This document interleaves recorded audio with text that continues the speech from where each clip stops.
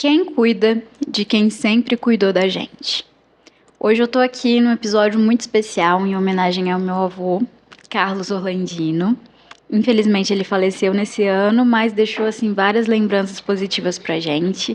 E eu quero fazer esse episódio em homenagem a ele, que eu tive a oportunidade dele poder me assistir no Na Real Podcast. Esse episódio é pra você, vô. Pro meu avô, pra minha avó, Romilda, avó Ivete, pra todas aquelas pessoas que eu amo e já partiram e agora são estrelinhas me observando do céu.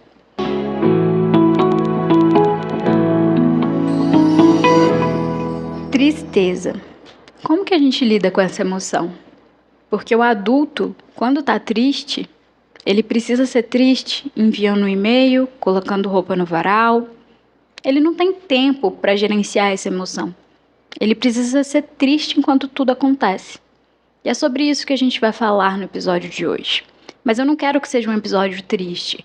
É um episódio para a gente lidar com a tristeza, para a gente lidar com as emoções, para a gente lidar com a dor de ver quem nós amamos envelhecer, mas para a gente entender também a importância da vida. Porque a morte é a única certeza que a gente tem nesse mundo. Mas apesar disso, a gente não fala sobre ela. Então esse é um episódio muito importante, talvez um pouco difícil, mas extremamente necessário. E para essa conversa, eu tô aqui com a Gisele. Ela é maravilhosa, ela é do Papinho Pice. Seja muito bem-vinda, Gi. Obrigada, Ana. Obrigada pelo convite. Espero que a gente possa ter um bom episódio, para sua audiência. Muito obrigada por aceitar esse convite, Gi. E primeiramente eu quero trazer aqui para a audiência, Como que a gente lida com a tristeza? Sentir tristeza é importante? Primeiro eu quero começar dizendo, desmistificando a ideia de que existem emoções boas e de que existem emoções ruins. Então, todas as emoções, elas são muito importantes para nós, As emoções, elas ocupam uma função muito importante na nossa sobrevivência. A tristeza, ela nos ajuda nesse processo de reflexão em relação àquela pessoa ou àquilo que foi perdido. Mesmo que a gente não pare de fazer tudo por causa da tristeza, Porque a gente pode conseguir gerenciar essas emoções, entender que elas acontecem, mas como você mesmo colocou, a vida segue acontecendo, Então, por mais que a gente não possa parar para curtir essa tristeza, ela nos coloca nesse processo de recolhimento, de compreensão em relação àquilo que foi perdido, e ela ajuda a comunicar aos outros o acolhimento que a gente precisa naquele momento, Tem um filme que é bastante conhecido, Divertidamente, que ele traz muito sobre a importância das emoções e da função das emoções e principalmente da tristeza, Em algum momento a alegria ali, ela queria comandar tudo e em algum momento ela entende que muitas memórias alegres só aconteceram porque a tristeza existiu. Então a tristeza, ela é sim uma emoção muito importante, E se a gente fica triste por uma coisa ou por uma pessoa que se foi, é porque enquanto a gente estava, na presença dessa pessoa, enquanto isso estava acontecendo, isso foi importante para nós. Então indica da importância daquilo que foi perdido. Mas na vida a gente nem sempre vai poder agir plenamente de acordo com o que é a emoção que é que a gente faça. Então a tristeza muitas vezes é aquele que a gente fica ali recolhido, mas a gente vai precisar lidar com a vida enquanto a tristeza está acontecendo. Uma coisa não precisa excluir a outra, eu não preciso passar por cima da minha emoção, fingir que a minha emoção não existe para que eu possa vivenciar, viver a minha vida. E muitas vezes a dificuldade no manejo dessas emoções pode levar alguém a buscar ajuda, para conseguir lidar com essas emoções que estão acontecendo. Mas sim, respondendo a tristeza é muito importante. Então é importante a gente vivenciar essa emoção, Apesar de, olha, agora eu realmente preciso lidar com muita coisa, mas é importante que a gente não ignore aquele sentimento, Todo sentimento é importante, isso que você comentou de Divertidamente, sensacional. Inclusive, esse ano 2024 entram outras emoções, A ansiedade também vai entrar aí no Divertidamente, Então é importante a gente não ignorar nenhuma emoção, Mas também acredito que não ficar refém dela. Sim, eu falo que as emoções, elas são como o tempero na vida. Vamos pensar na comida, Se a gente coloca muito sal numa comida, fica difícil de comer. Então vamos pensar na vida se a gente tem muito medo, um medo exacerbado. Eu tenho medo até de sair de casa. Esse medo, ele pode influenciar com que eu consiga vivenciar as coisas, viver a vida, né? Construir meus objetivos e tudo mais. Então esse medo exacerbado, ele pode estar, de alguma maneira, dificultando que eu consiga viver uma vida que eu gostaria de viver. Mas se a gente pega também uma comida sem tempero, ela fica ruim, né, de comer. Então, vamos pensar numa vida sem emoção. Pensa que você perdeu, né, o seu avô, sinto muito pela sua perda, mas que você não sentisse nada, né, diante dessa perda. Nenhuma reação, nada, como se nada tivesse acontecido. Também seria uma vida sem graça. Então, a gente não controla exatamente as emoções que a gente vai ter, mas a gente pode conseguir manejar a intensidade dessas emoções e avaliar principalmente se lidar com as emoções pode ser algo difícil para nós e que está atrapalhando com que a gente consiga viver, né, uma vida que a gente gostaria de viver. Quando a gente fala da perda de alguém, por exemplo, muitos fatores vão estar envolvidos nesse processo. Então, quem era essa pessoa? Qual que era o vínculo que essa pessoa tinha com o enlutado? Os antecedentes históricos de quem está enlutado, né? Tem gente que já perdeu muitas pessoas, tem gente que ainda não perdeu ninguém que seja significativo. Próprios fatores de personalidade que vão ajudar umas pessoas a enfrentar de uma maneira e outras de outras. Os fatores sociais envolvidos nesse processo de elaboração. Então é um processo que é complexo, né, de vivenciar. Durante esse processo, a gente oscila, né? O indivíduo enlutado, ele vai oscilar entre momentos de orientação para a perda. Então, tem momentos em que é natural você se sentir mais triste, você se sentir mais questionando sobre por que aquilo aconteceu, pensativo em relação ao que foi perdido, e momentos orientados à restauração. Então a pessoa ela começa a voltar ao trabalho, ela começa a buscar novas atividades, né? Então é natural oscilar entre esses processos. Mas eu digo que cada um sabe de si, né? E não é porque é um processo natural e esperado que ele é um processo que precisa ser solitário. Então tem pessoas que podem ter muita dificuldade em conseguir lidar com esse processo do luto, em conseguir se orientar para a restauração, em conseguir voltar às suas atividades, em conseguir, enfim, né, fazer coisas que gostaria de fazer. Então é importante também que, se nesse momento você sente a necessidade de buscar a ajuda de alguém, de pedir um apoio, para que você consiga passar por esse processo, né? Mas se você também começa a perceber que você está muito para baixo, assim, eu diria, em termos gerais, né, de senso comum, mas que você está se sentindo muito entristecido, o sentido das coisas para você, ele está ficando perdido por causa dessa perda, sua autoestima foi afetada, o seu desejo de viver foi afetado. Essas são reações que podem aparecer no luto, mas são reações de alerta, assim, né? Então, se você sente que o seu sentido de vida ele está muito afetado, você está se sentindo muito mal em relação àquilo, é importante buscar ajuda, sim. E eu percebo que a gente tem muita dificuldade para lidar com esses assuntos, né, que são densos. Como, por exemplo, talvez pensar um pouco sobre essa questão da morte, né, nos leve a uma ansiedade, né? E a gente também tem uma dificuldade para a gente lidar com a ansiedade em si, né?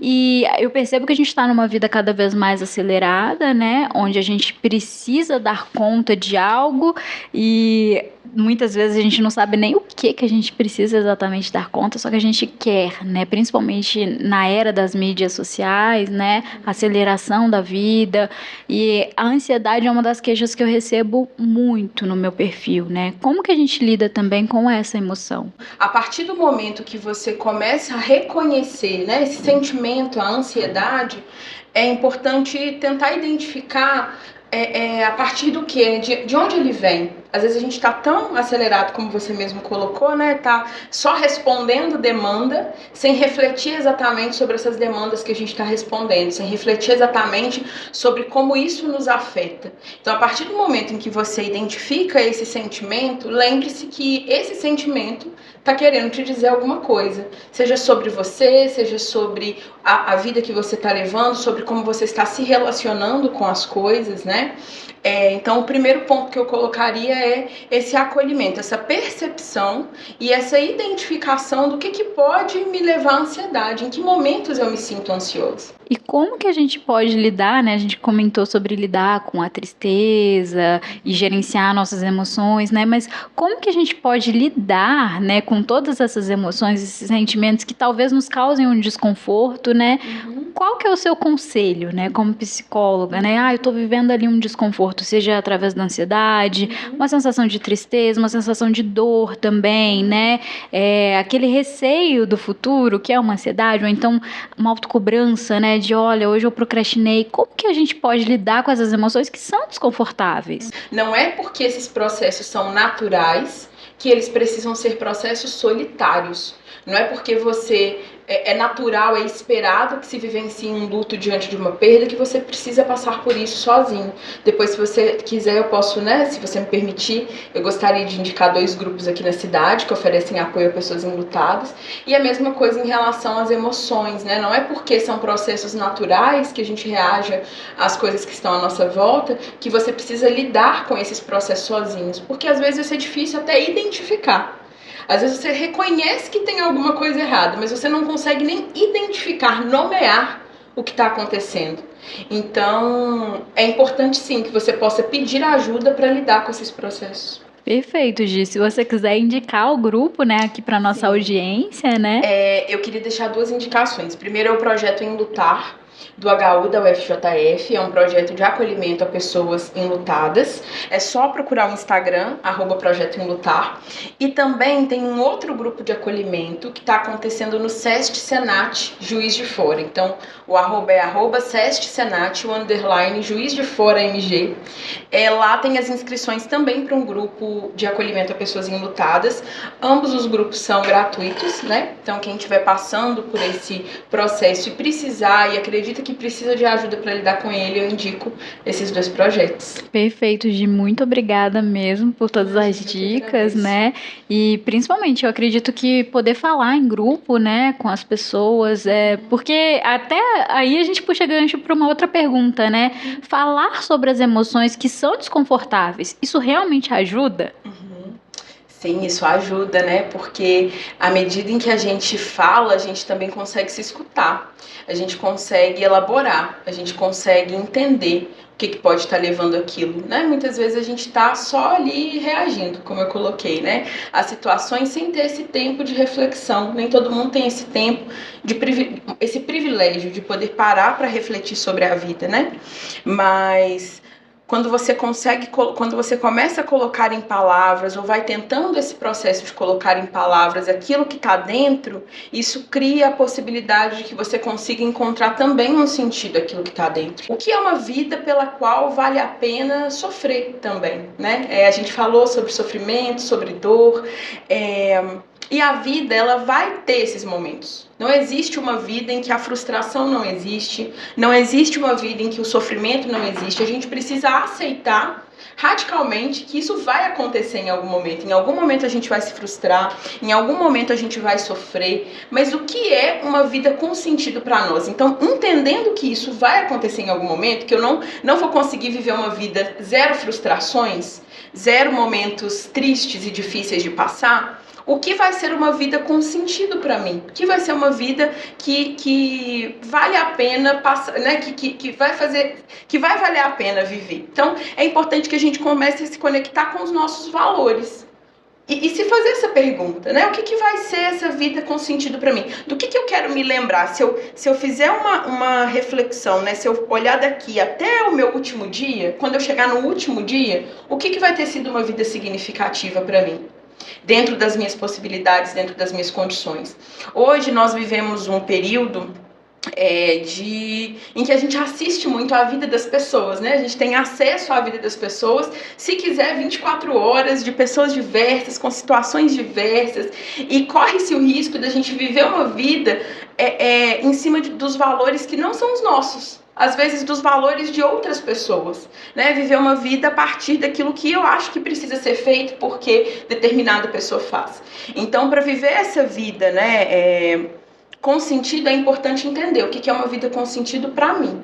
Não é uma pergunta simples, é uma pergunta que vai nos conectar com os nossos valores, com aquilo que a gente quer construir, mas ela é uma pergunta importante, porque ela vai conseguir dar esse direcionamento. Então, por exemplo, eu gosto muito do meu trabalho, eu amo o trabalho que eu faço, eu amo trabalhar como psicóloga, mas nem todo dia eu tô bem para trabalhar. Nem todo dia eu acordo feliz e alegre, passarinhos cantando e um céu azul. Às vezes eu tô cansada, às vezes eu tô triste, às vezes alguma coisa na minha vida aconteceu. Às vezes eu queria estar deitada vendo um filme.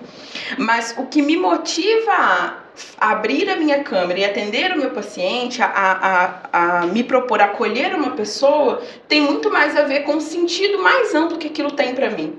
Então isso faz com que eu passe por aquele dia, eu passe por essas questões, dando sentido àquilo. Não é que eu vou terminar o meu dia também feliz e alegre, talvez eu termine meu dia mais cansada, mas no final das contas aquilo tem um sentido maior.